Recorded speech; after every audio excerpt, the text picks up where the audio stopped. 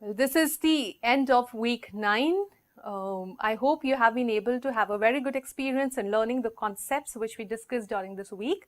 We discussed 3 modules in this week. Module 19 on cyber pornography and obscenity.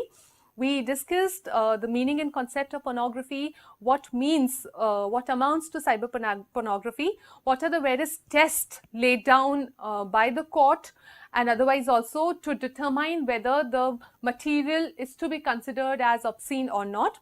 What are the regulations related to cyber pornography, particularly child pornography in India under the IT Act? How is mens rea involved, the concept of mens rea in case of pornography and obscenity? And finally, we also discussed the liability of ISPs, the liability of intermediaries when any porn or obscene material is uploaded online.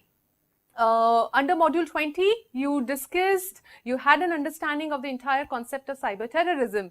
What amounts to cyber terrorism? It has been defined under the IT Act.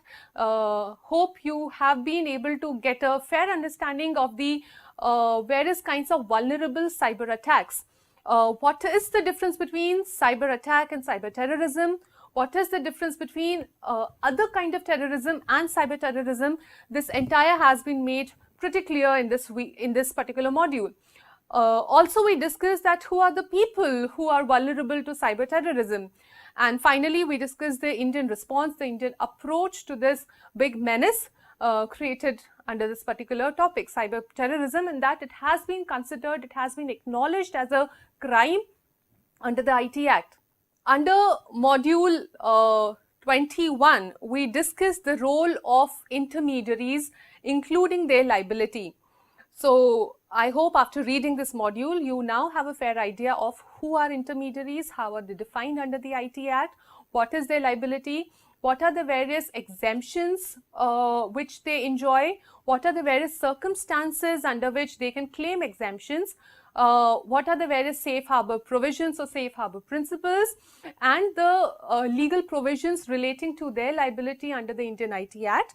We also discussed the Intermediaries Guidelines Rules 2011, which have been laid down elaborately to make their role very clear, very specific.